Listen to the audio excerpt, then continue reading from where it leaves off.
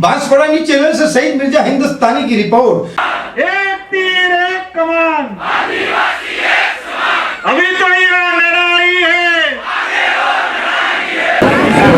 Uno द्वारा संयुक्त राष्ट्र संघ के नेतृत्व में यूनो द्वारा 1994 में, जब मैं 2 साल का था, क्योंकि 1992 में मेरा जन्म हुआ और 1994 के अंदर विश्व आदिवासी दिवस का संयुक्त राष्ट्र संघ द्वारा यूनो द्वारा विश्व आदिवासी दिवस घोषित किया गया और उसी के उपलक्ष्य में आज हम विश्व आदिवासी दिवस 2024 के अंदर बना रहे हैं। भैया थोड़ा नीचे रहो क्या? एक ये सोचने वाली बात है, नीचे रहो।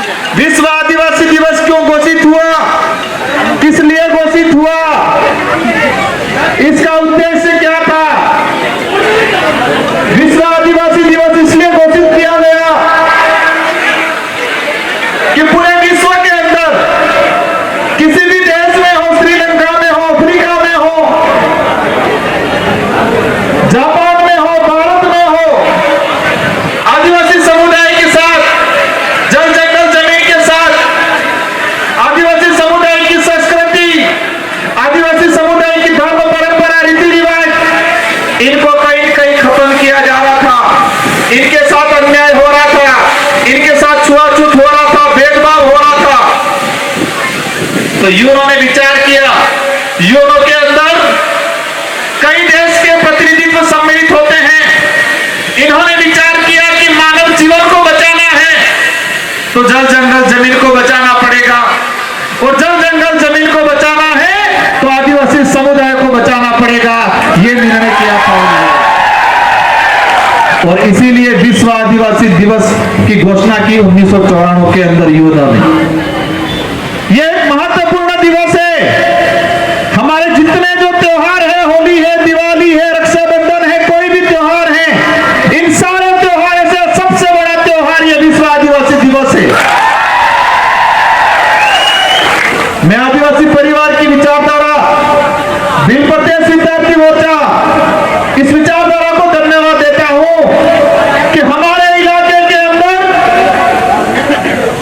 2015 से यह संगठन ने काम किया, संघर्ष किया, जनता को बताया, नेता को बताया कि विश्व आदिवासी दिवस घोषित किया गया है यूनो के द्वारा 1994 में। 1994 से 2015 तक हमारे भारत के किसी भी कोने में नहीं मनाया जा रहा ढंग से। कोई भी सरकार, कोई भी नेता इस दिवस को मनाने की रुचि नहीं ले रहा है। और फिर प्रदेश विद्यार्थी मोर्चा, आदिवासी परिवार, अन्य सामाजिक संगठनों द्वारा शुरुआत किया। मुझे वो दिन याद आ रहा है कि डूंगरपुर जिले के अंदर 2016 में हम विश्व आदिवासी दिवस मनाने के लिए स्पोर्ट कॉम्प्लेक्स मांगा, लक्ष्मण मैदान मांगा, और प्रशासन ने हमको कहा कि ये दिवस नहीं मना सकते हो, हमको नहीं मनाने दिया। हमने गोकुलपुरा में जाके एक प्राइवेट आदमी की जमीन पे मनाया। सरकार ने कहा कि आप सरकारी किसी भी जमीन पे, किसी भी ग्राउंड में, किसी भी कार्यालय में विश्व आदिवासी नहीं मना सकते हो। 2015 की बात है। 2016 में हमने छोटे पैमाने पे मनाया, और उस कार्य को जो आज बरकरार है, इस विचारधारा को धन्यवाद देना चाहूंगा। उस विचारधारा की वजह से 2018 के अंदर डूंगरपुर जिले के अंदर इस विचारधारा ने ऐसा काम किया कि पूरा डूंगरपुर जाम हो गया। 2 से 3 लाख लोग आदिवासी समुदाय 9 अगस्त के दिन इकट्ठे हुए, और वसुंधरा सरकार थी, राजस्थान के अंदर वसुंधरा मैडम मुख्यमंत्री थी। उन तक मैसेज गया कि डूंगरपुर जिले के अंदर विश्व आदिवासी दिवस के दिन लाखों लोग एकत्रित हुए, पूरा जिला जाम हुआ, और उसी दौरान वसुंधरा मैडम ने एक छीक अवकाश की घोषणा कर दी पूरे राजस्थान के अंदर विश्व आदिवासी। मैं इस इतिहास को और इस दिवस के महत्व को इसलिए बता रहा हूं कि हमें पता होना चाहिए कि विश्व आदिवासी दिवस कब बनाया, कब शुरू हुआ।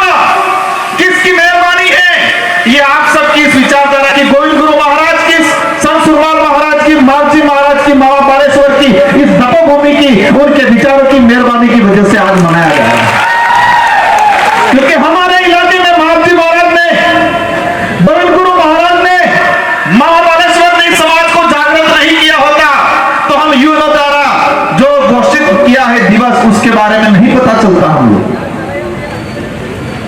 और 2018 के अंदर 84 की जनता ने मुझे जिता के भेजा, सागवाड़ा की जनता ने हमारे राम प्रसाद जी को भेजा और हम लोग जीत के गए विधानसभा के अंदर।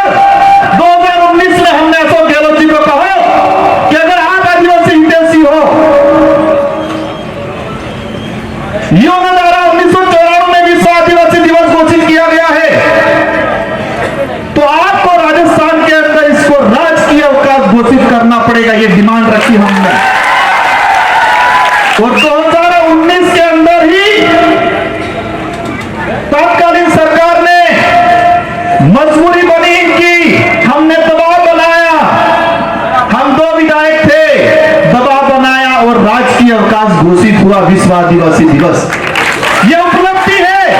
कुछ लोग कहते हैं मैं इस मंच से राजनीतिक बात नहीं करना चाहता, लेकिन कुछ लोग कहते हैं कि क्या किया हमने, ये काम किया कि आज आप भी विश्व आदिवासी दिवस की छुट्टी लेके घर पे बैठे।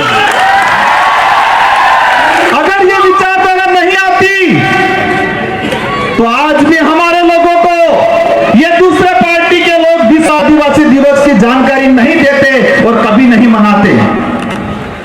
ये हमारी उपलब्धि है और उसी बदौलत, इसी वजह से मध्य प्रदेश के, छत्तीसगढ़ के, झारखंड के, महाराष्ट्र के लोगों ने भी सरकार से मांग की और राजस्थान में शुरुआत हुई और सभी जगह विश्व आदिवासी दिवस का राजकीय अवकाश घोषित हुआ है। लेकिन फिर भी तकलीफें हमें 1994 से घोषित था, 1995 से लगा के जो सरकार थी उसकी जिम्मेदारी बनती थी कि आदिवासी दिवस मनाए। आदिवासी दिवस के तहत सरकार स्वयं जाए, नेता जाए, मुख्यमंत्री जाए, प्रशासन, कलेक्टर, एसपी जाए और आदिवासी दिवस मनाना चाहिए था उनको और उस दिन आदिवासियों के संवैधानिक अधिकार की जानकारी देनी चाहिए थी उन लोगों को। शेड्यूल 5 के अंदर आरक्षण का कितना प्रावधान है, पैसा एक्ट क्या है, रूढ़िगत ग्राम सभा का क्या पावर है, सरकार की क्या योजना है आदिवासी समुदाय के लिए, केंद्र सरकार कितना पैसे देती है टीएडी के तहत, राज्य सरकार कितना पैसा देती है, ये आदिवासी समुदाय को बताने की जरूरत थी, लेकिन इन लोगों ने नहीं बताया, आज तक नहीं बताया। और आज भी दुख की बात है, राजस्थान के अंदर सरकार है भाजपा की, मुख्यमंत्री है, हमारे टीएडी मंत्री बनाए हैं।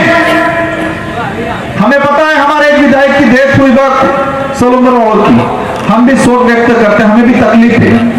लेकिन ये युवा द्वारा राजकीय अवकाश घोषित किया गया था तो इनकी जिम्मेदारी बनती थी कि आदिवासियों के बीच में आए, आदिवासियों की समस्या जानते, आदिवासी कितना विस्थापित हो रहा है, राजस्थान में संविधान के आधार पर कितना आरक्षण होना चाहिए, कितना मिल रहा है, संवैधानिक की जानकारी देने की जरूरत थी, आदिवासियों की समस्या सुनने की जरूरत थी आज के दिन।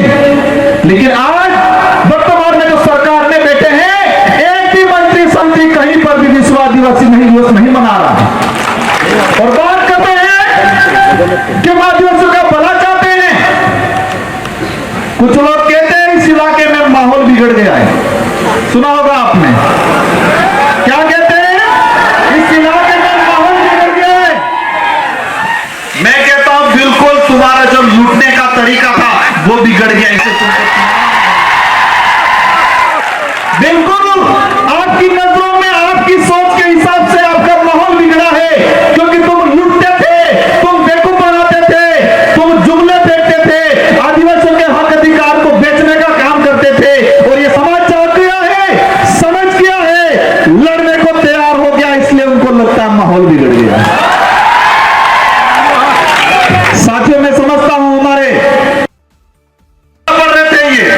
लेकिन बारिश थोड़ी ज्यादा होगी इसलिए अव्यवस्था होगी, मैं समझ रहा हूं, मुझे तकलीफ है इस बात की। लेकिन बांसवाड़ा के इतिहास में पहली बार विश्व आदिवासी दिवस जिला मुख्यालय पे और इतने बड़े पैमाने पे मनाया जा रहा है और आज उस इतिहास के आप गवाह हो।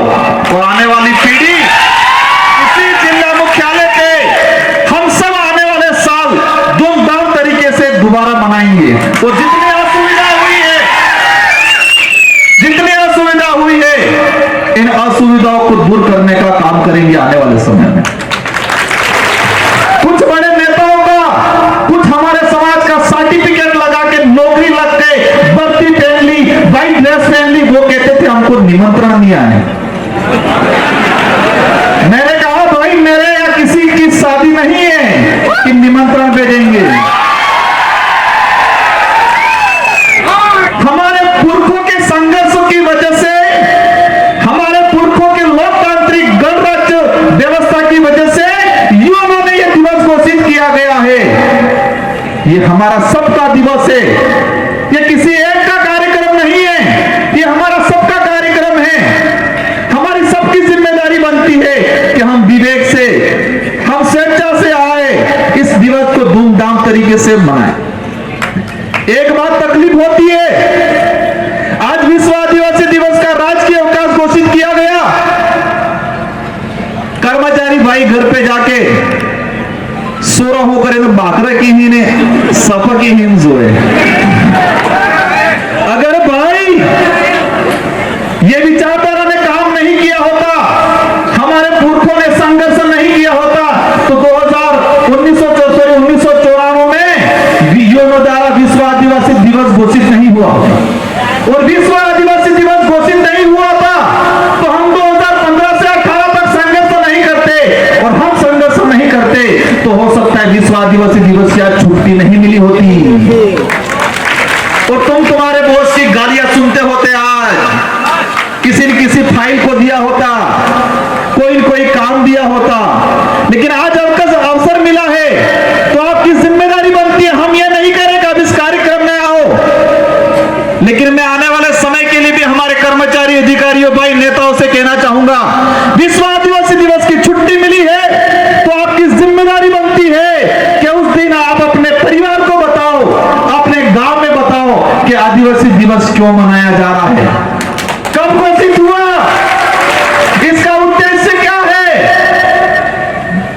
आदिवासी समुदाय के लिए संविधान में क्या प्रावधान है, कितना आरक्षण मिल रहा है, जल जंगल जमीन के लिए कौन लड़ रहा है, ये आपको आपके परिवार में, आपके गांवों में बताने की जरूरत है। लेकिन वो कई जने तो बता रहे हैं, कई जने घर पे बैठे डरते हैं,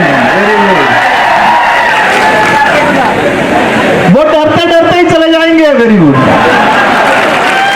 हमें, हमारा फर्ज है उनको जगाना है, क्योंकि ये लड़ाई मेरे अकेले की नहीं है, आपके अकेले की नहीं है, लड़ाई सबकी है।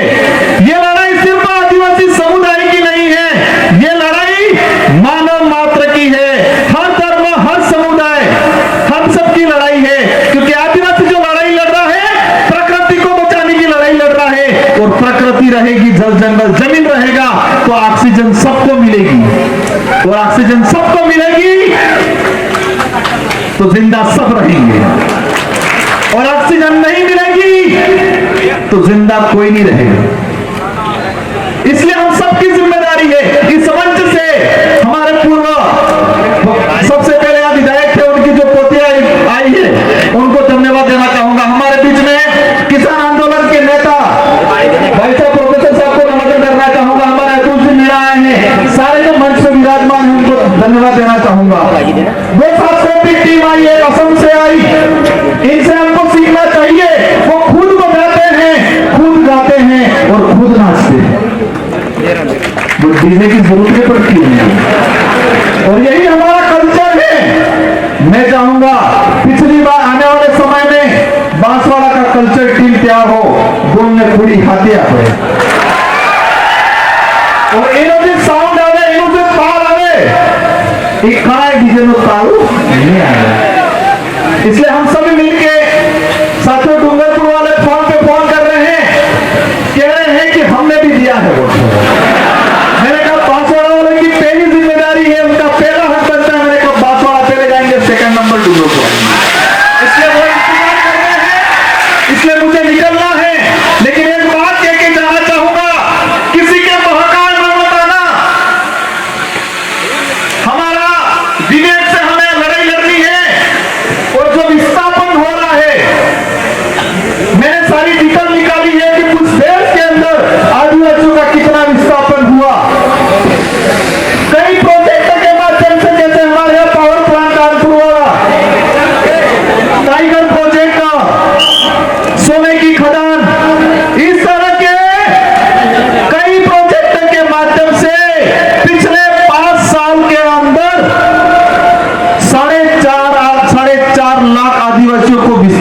किया गया इस देश के अंदर। ये गवर्नमेंट दे रही है रिकॉर्ड में। ये हमारे लिए एक दुखद बात है। पावर प्लांट वाली लड़ाई है, हमें संवैधानिक तरीके से इसको लड़ना है, क्योंकि ये प्रोजेक्ट हो, दूसरा प्रोजेक्ट हो, भविष्य में नुकसान हुआ, आने वाले आसपास के 100 किलोमीटर वाले लोगों को इसकी परेशानी का सामना करना पड़े। हमारे कई साथी जेल में गए, हमारे भाई भी जेल में गए। मैंने कहा है उनको, देखो इतिहास उठा के देख लो, आजादी से पहले कौन जेल में गया जिन्होंने अंग्रेजों के खिलाफ लड़ाई लड़ी थी, गलत नीतियों के खिलाफ लड़ाई लड़ी थी। आने वाले समय में आपको भी, आने वाली पीढ़ी विचार करेगी कि इस प्रोजेक्ट के पक्ष में कितने थे, इसके विरोध में कितने थे। आपका सबका आने वाली पीढ़ी परीक्षा करेगी, समझेगी कि हकीकत क्या है। साथियों, बिल प्रदेश की लड़ाई को बुलंद करना है। कुछ लोग तुलसी महाराज, मामा बालेश्वर के आंदोलन में ताकत है, उनके विचारों में ताकत है, उनके विचारों को हम आगे बढ़ाएंगे और अवश्य बिल प्रदेश बनेगा एक न एक दिन। आप चिंता मत करो, धीरे धीरे उसी लाइन पे आ जाएंगे। मैं इस वक्त पे नंदलाल जी मीणा को धन्यवाद देना चाहूंगा। टीएडी के मंत्री थे प्रतापगढ़ वाले, 2016 में खुला बोला था बिल प्रदेश बनना चाहिए, लेकिन आज पर्ची मंत्री बने हुए हैं टीएडी के। उनको पर्ची पकड़ाई जाती है, कब कौन सी पर्ची पकड़ाई जाए और कब क्या बोलते हैं उनको नहीं पता। हमें उनसे नहीं लड़ना है, उनकी आदतों से लड़ना है, उनके विचारों से लड़ना है। हम सब मिलके नई मंच के माध्यम से मेरे युवा साथियों को कहना चाहूंगा, नशे पत्ते से दूर रहना है। हमारा लक्ष्य है कि हमको आने वाली पीढ़ी को सुरक्षित रखना है, मजबूत रखना है, तो नशे पत्ते से दूर रखना है। हमें खा पी के मजबूत रहना है, क्योंकि शरीर मजबूत होगा तो दिमाग मजबूत होगा, और दिमाग मजबूत होगा तो हमारे हक अधिकार के लिए हम तैयारी के साथ लड़ाई लड़ेंगे। हमारे यहाँ से आरएस भी बनाएंगे, आईएएस भी बनाएंगे और आईपीएस भी बनाएंगे आने वाले समय के अंदर। शिक्षा के क्षेत्र में एक बड़ी क्रांति लाने का काम करेंगे हम सब मिलके। मुझे 5 साल मिले, मैं कोशिश करूंगा, लेकिन आपको इसमें साथ देना है। हम इस इलाके के अंदर शिक्षा के क्षेत्र में, खेल के क्षेत्र में एक बड़ी क्रांति लाने का काम करेंगे। इसलिए आप सभी को खूब खूब धन्यवाद। जितने जो साथी आए हैं सबको शांतिपूर्वक तरीके से जाना है। हमारे उदय भाई की टीम आई है, वो बच्चे इतने शानदार कार्यक्रम करते हैं, इनका कार्यक्रम है, बाकी वक्ता भी है, सबको सुनना है। और साथ ही आप सभी को शांतिपूर्वक, अव्यवस्था जरूर हुई है, लेकिन अव्यवस्था से ही हम आगे बढ़ेंगे। हम एसी कूलर में फर्स्ट क्लास रहने वाले नहीं। परेशानी तकलीफें सहेंगे, संघर्ष करेंगे तो हम आगे बढ़ेंगे। इन्हीं शब्दों के साथ आप सबको विश्व आदिवासी दिवस की हार्दिक शुभकामनाएं। हम सबको संवैधानिक अधिकारों को लेके, जल जंगल को लेके, शिक्षा को लेके, संवैधानिक जो आरक्षण प्रावधान है उसको लेकर लड़ाई लड़नी है। और इन्हीं शब्दों के साथ आप सबको धन्यवाद। शांतिपूर्वक आए और शांतिपूर्वक सबको जाना है। आप सबको जय जोहार। एक तीर एक कमान, एक तीर एक कमान, जय जोहार। मैं निकल रहा हूं, पर आप सबको बैठना है। एक BN बांसवाड़ा न्यूज चैनल को सब्सक्राइब कर लाइक और शेयर भी करते रहें। साथ ही हमारे Facebook page, Twitter, Instagram, Telegram, WhatsApp news channel को फॉलो करें।